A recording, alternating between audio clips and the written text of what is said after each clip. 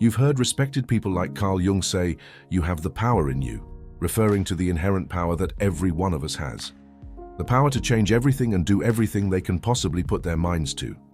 But you, as you feel and know yourself, don't think that that's real, because maybe nothing you do works as you wanted. You have accepted that your life drives on the back of luck. But again, something in you already knows you're not living at full capacity. You can feel that too in you. You felt the pull, not to improve, not to grow, but to break out. You've looked at your habits, your fears, your limits, and realized they were taught, not chosen. Carl Jung wasn't interested in motivation. He mapped how the human psyche works and what blocks it from remembering and harnessing its divine roots. And no, his work wasn't about belief. He explained how every lie you've absorbed about who you are creates an inner cage that keeps the higher self buried and unreachable. You don't unlock the God within you through effort. You do it through removal of lies, masks, distortions, and fears, layer by layer. Today, this video gives you the exact way forward for that. I will explain why the deeper force within you has been silent and what it takes to bring it to fruition. It has nothing to do with spirituality in the traditional sense, and everything to do with clarity, thinking, and knowing the real you. Let's start. 1. The you identify with is the cage. The first block to unlocking your higher nature is the identity you've been trained to maintain. Carl Jung called it the persona, a mask you were taught to wear to fit the expectations of school, family, and society. Over time, you didn't just wear that mask, you mistook it for your face. But the God within doesn't speak through roles. It speaks through what's underneath them. And until you can strip away the character you've been performing, the real voice remains silent. This identity is a full structure that shapes how you respond, how you speak, how you choose. It's the operating system that keeps your true self locked in the background, running quiet while the persona gets the spotlight. Every time you say "I am" and follow it with a job, a trait, or a label, you're feeding the cage. You're not unlocking anything, you're strengthening the mask. To begin the process of return, this false structure has to be broken, not improved, not polished, broken. Because the higher self is not an upgraded version of your persona, it's what existed before you needed one. The God within doesn't require approval or praise. It doesn't adapt to what's expected. It speaks with clarity, authority, and direction, but only when the space has been cleared. Burn the character. That's the door. 2. The shadow is your power, not your poison. Every part of yourself that you've been taught to hide, whether it's anger, ambition, envy, or defiance, carries within it the exact charge that makes transformation possible. Although society conditioned you to label those traits as wrong, they are not signs of weakness. Rather, they are indicators of suppressed energy that never had space to be directed. Consequently, when these parts remain unrecognized, they operate unconsciously and often sabotage your path from the inside. However, the moment you face them without resistance, they stop acting like enemies and begin functioning as allies with power to move things.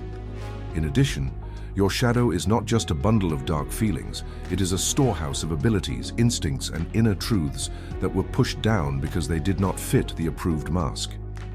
When you suppress it, you disconnect from your depth and remain fragmented. On the other hand, when you start integrating it, consciously seeing it, naming it, and owning it, you create internal unity. As a result, your thoughts gain precision, your actions stop contradicting themselves, and your presence becomes stronger. Therefore, claiming your shadow is not a psychological preference, it is a structural requirement for power. 3. Your trauma is the initiation rite. Most people interpret their deepest pain as damage, but in reality, those wounds carry the mark of entry into a higher path. Although it may have felt like failure or punishment, your trauma was not a detour, it was a design. In fact, every scar you carry acts as proof that you were called to something beyond the ordinary. Therefore, instead of asking why it happened, the right question becomes, what was being prepared in you through it? Your pain was not given to shrink you, but to sharpen you. As a result, the parts of you that survived are the exact parts now able to hold divine force without collapsing under it. In addition, pain breaks illusions. It strips away the false roles, the surface beliefs, and the comfort structures that kept you asleep. As you rebuild after it, you begin to shape a self that is no longer built on performance, but on truth. Accordingly, the bleeding itself becomes meaningful, because it signals transformation in progress. Many want to access their highest form without facing any loss, but that's not how this works. Initiation requires burning. Consequently, if your story contains rupture, grief, or long silence, it's because you weren't being broken. You were being refined for godhood. 4. True power requires ego death. The God within you cannot rise while your attention remains fixed on the version of you built for approval. Because the ego lives in noise, in proving, defending, reacting, it blocks the signal of your higher self at every turn. While it claims to protect you, it actually feeds on control and external validation. As a result, every time you identify too closely with what the ego says, you lose contact with the quieter intelligence underneath it. That voice, the real one, does not shout. It does not panic. It speaks through stillness, through knowing, and through presence. Moreover, the shift from ego to source is not a dramatic leap, but a slow subtraction. You begin noticing where your actions are coming from. Is it fear of rejection, or is it alignment with truth? Over time, you start to notice how often you chase things that don't matter, just to avoid silence. Accordingly, real power is not something added. It's what emerges when the noise stops. Therefore, awakening the God within you is not about adding more beliefs, goals, or performances. It is about clearing the space. When the ego finally loses control, the deeper self doesn't need to speak louder. It simply takes over. 5. Archetypes are ancient programs. Use them. Carl Jung didn't invent archetypes, he recognized them. He understood that behind every story, every transformation, and every breakthrough, there was a hidden pattern playing out. These patterns, like the hero, the sage, the rebel, and the magician, are not fictional roles, but inherited templates for becoming something greater. In this sense, they are blueprints of the deeper self waiting to be activated. Therefore, when you consciously align with one of these archetypes, you aren't pretending. You're selecting a path that has already been encoded into the human psyche. What makes this powerful is that these patterns bypass personal limitations. Instead of asking, "Who am I to do this?" you begin asking, "Which pattern do I need to run to become who I already am beneath the layers?" Accordingly, you stop thinking in terms of improvement and start thinking in terms of alignment. You live the pattern until it overtakes your reactions, your decisions, and eventually your identity. And since each archetype carries a distinct energy field, your environment begins to respond to that field, not the surface persona. That is how archetypes upgrade reality, not by changing who you are, but by activating what was always buried in you. 6. The universe lives inside you, not out there. The search for the divine often begins by looking up, reaching out, or chasing something bigger. But Jung's work made something else clear. What you're looking for is not above you. It's already present, hidden in the one place most people never check. The idea of God within isn't poetic. It's a direct statement about where the source code of your reality sits. Consequently, every time you externalize power, giving it to symbols, titles, or systems, you move further from the truth. Real power lives behind your eyes, beneath your thoughts, and under the layers of everything you were told to be. This is why self-inquiry isn't self-indulgence. It's excavation. You aren't building a better version of yourself. You're removing the dust. Bit by bit, thought by thought, lie by lie, the core becomes more visible. Therefore, spiritual growth isn't about addition. It's a process of remembering. And once you realize that what you're chasing has always been under your skin, the entire structure of reality shifts. You no longer act from emptiness. You act from source. Because the real God you've been searching for was never out there. It was always waiting for you to look in. 7. Your desires aren't random. They're memory. What draws your attention over and over again is not an accident. Instead of dismissing your deepest urges as fantasy or distraction, you must begin to recognize them as instructions from a deeper part of you. Jung taught that the self is layered. And these persistent desires are not created by the surface mind.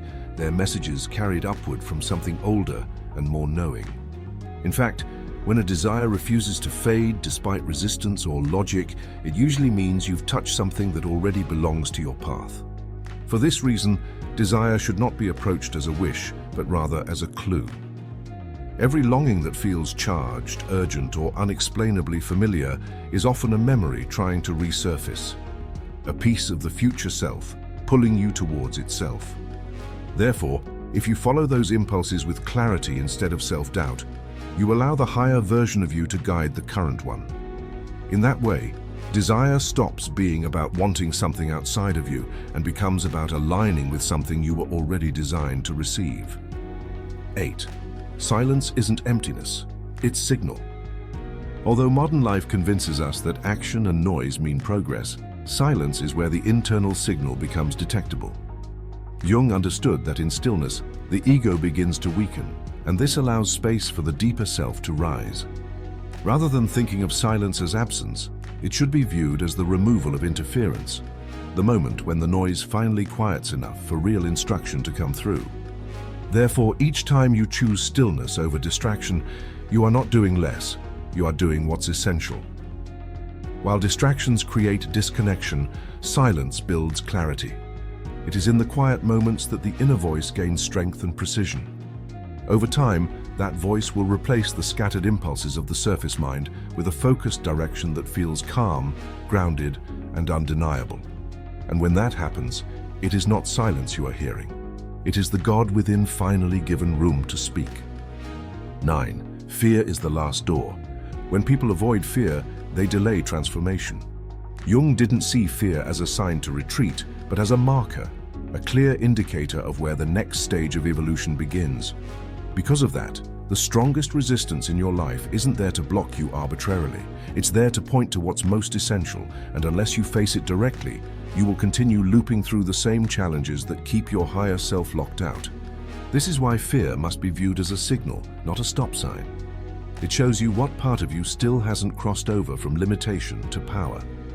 In confronting it, you activate change, not just psychologically, but energetically. Once you pass through it, something irreversible occurs. The structure that once kept you small begins to dissolve, and in its place, a greater self begins to operate. Not because fear is gone, but because you are no longer shrinking from it. 10. You don't become a god. You remember you already were. At the end of every spiritual search, there comes a moment when the seeking itself dissolves. This is not because the destination was reached, but because it becomes clear that it was never separate from you to begin with. Jung's work pointed toward this exact realization, that what you are chasing externally is a reflection of what is already within you, buried under years of conditioning, false self-images, and inherited beliefs. Therefore, awakening isn't a process of adding more to yourself. It's the opposite. It's the work of removing everything that was never truly yours. As each false identity falls away, something permanent begins to appear underneath. Not an ideal version of you, but the original one. The part untouched by fear, doubt, or societal pressure. The God within doesn't need to be created, it only needs to be remembered. However, this memory cannot be forced. It returns as a result of inner alignment.